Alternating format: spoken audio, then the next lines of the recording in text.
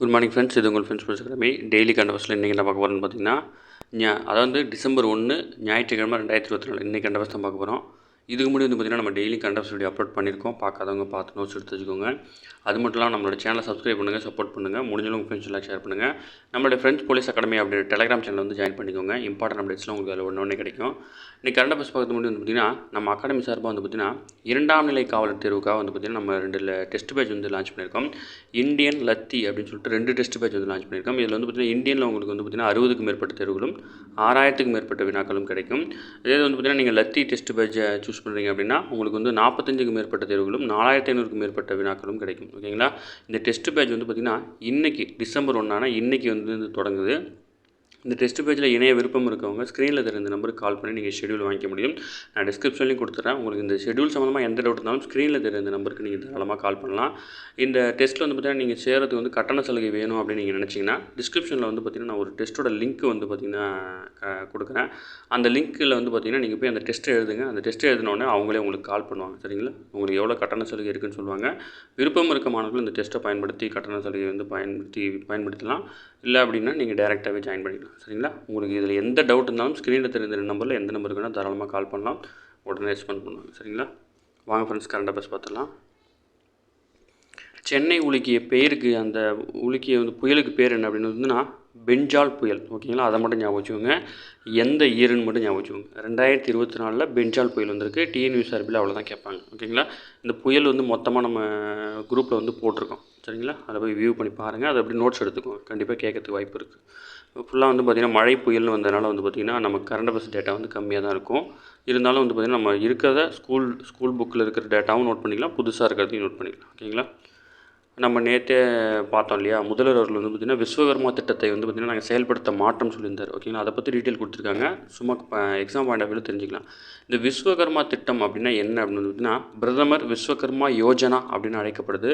இது வந்து பார்த்திங்கன்னா கடந்த ஆண்டு செப்டம்பரில் தான் வந்து பார்த்திங்கன்னா பிரதமர் தொடங்கி வச்சார். இதுக்கு வந்து பார்த்திங்கன்னா 13,000 கோடியில் வந்து பார்த்திங்கன்னா 5 ஆண்டுகளில் இந்த திட்டம் வந்து செயல்படுத்தப்படும். இதனுடைய நோக்கம் என்னென்னா கைவினை கலைஞரோட திறனை மேம்படுத்த உதவித்தொகை வழங்குறது, அதுக்கான சான்றிதழ் வழங்குறது, ப்ளஸ் வந்து கருவிகள் வழங்குறது, அப்புறம் வந்து விஸ்வகர்மா அட்டை அப்படின்னு ஒன்று கொடுக்குறாங்க.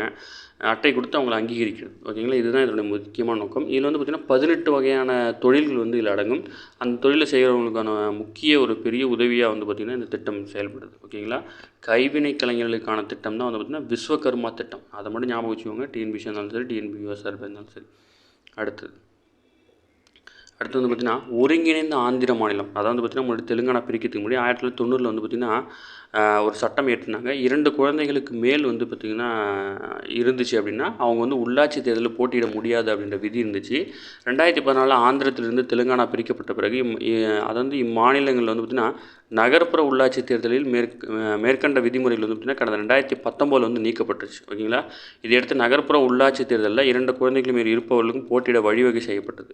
இப்போது வந்து பார்த்திங்கன்னா ஊரக உள்ளாட்சி தேர்தலையும் அதை மறுபடியும் கொண்டு வரணும் அப்படின்னு வந்து சொல்லியிருக்கிறாங்க. என்னைக்குன்னு மட்டும் ஞாபகம் வச்சுக்கோங்க. அதை விட முக்கியமானது பார்த்திங்கன்னா ஆந்திரத்திலிருந்து தெலுங்கானா எப்போ பிரிக்கப்பட்டது அப்படின்றது டிஎன்யூஎஸ்ஆர்பி கொஸ்டின் 2014. ஓகேங்களா? இதுதான் உங்களுக்கு இதெல்லாம் டிஎன்பிசி தான். ஓகேங்களா? அடுத்தது ககன்யான் திட்டம்.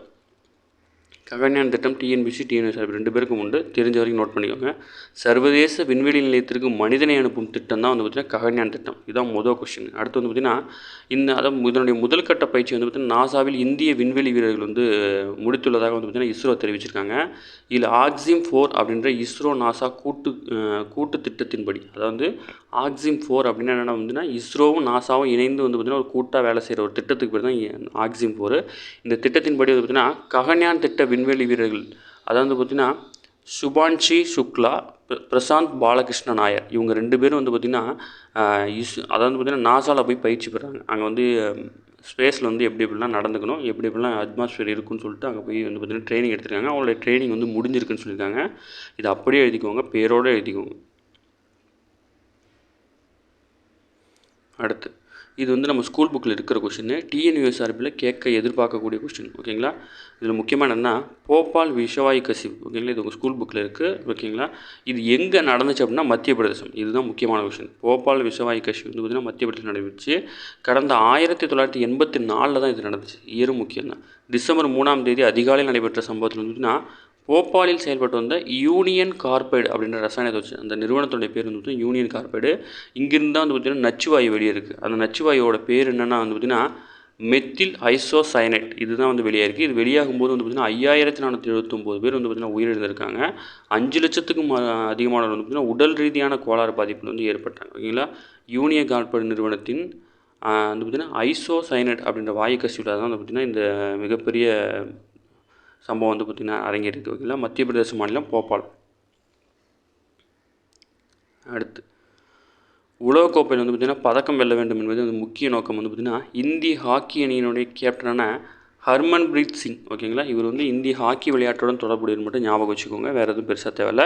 மற்றபடி இவங்க வந்து பிவி சிந்து இதெல்லாம் உங்களுக்கு தெரிஞ்சிருக்கும். ஓகேங்களா.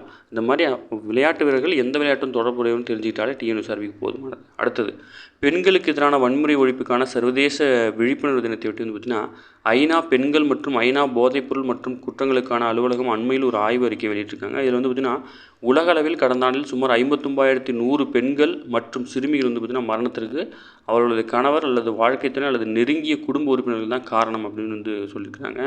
இது வந்து பார்த்திங்கன்னா 2000 ஆண்டு வந்து பார்த்திங்கன்னா 48,000 இருந்திருக்கு. ஓகேங்களா. இதில் அதிகபட்சமாக வந்து பார்த்திங்கன்னா ஆப்பிரிக்காவில் தான் வந்து பார்த்திங்கன்னா அதிகமாக வந்து பார்த்திங்கன்னா பாதிப்பு இருக்குது. இதில் 2.9 பேர் வந்து பாதிக்கப்பட்டிருக்காங்க. ஓகேங்களா. அதுக்கு அடுத்த இடத்துல வந்து பார்த்திங்கன்னா அமெரிக்காவும், அதுக்கு அடுத்த இடத்துல ஆஸ்திரேலியாவும், அதுக்கப்புறம் வந்து பார்த்திங்கன்னா நியூசிலாந்து, ஐரோப்பிய கண்டம் அப்படின்ற வரிசையில் இருக்காங்க. இது வந்து பார்த்திங்கன்னா இந்தியாவை பற்றி எதுவும் இல்லை, சும்மா ஜஸ்ட் இன்ஃபர்மேஷன் தான், தெரிஞ்சுக்கிட்டால் போதுமானது.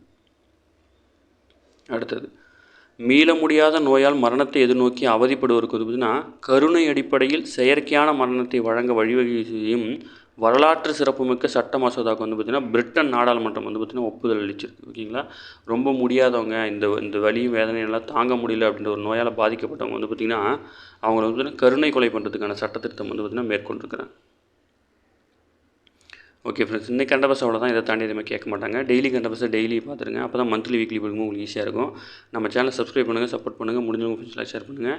நீங்கள் வந்து பார்த்திங்கன்னா தமிழ்நாடு காவல்துறையில் வந்து பார்த்திங்கன்னா 2ஆம் நிலை காவல்துறைக்காக முயற்சி செய்கிறீங்க அப்படின்னா நீங்கள் இந்தியன் லத்தி டெஸ்ட் பேஜில் ஜாயின் பண்ணிக்க முடியும். உங்களுக்கு இதோடைய டெஸ்ட்டு நீங்கள் அந்த கட்டண சலுகை தேர்வு எழுதணும் அப்படின்னா ஸ்க்ரீனில் தெரிந்த 2 நம்பரில் எந்த நம்பருக்கு வேணால் நீங்கள் மெசேஜ் பண்ணிங்கன்னா அவங்க உங்களுக்கு கொஷின் அனுப்புவாங்க. நீங்கள் தாராளமாக அதை எழுதலாம். கொஸ்டின் வந்து பார்த்திங்கன்னா இது மாடல் கொஸ்டின். இது அதாவது வந்து டிஎன்யூஎஸ்ஆர்பி பேட்டர்னில் தான் இந்த கொஸ்டின் எடுத்திருப்போம். நீங்கள் தாராளமாக அந்த டெஸ்ட்டை எழுதி பார்க்கலாம். சரிங்களா. உங்களுக்கு எந்த டவுட் இருந்தாலும் ஸ்க்ரீனில் இந்த நம்பருக்கு கால் பண்ணலாம். Thank you friends.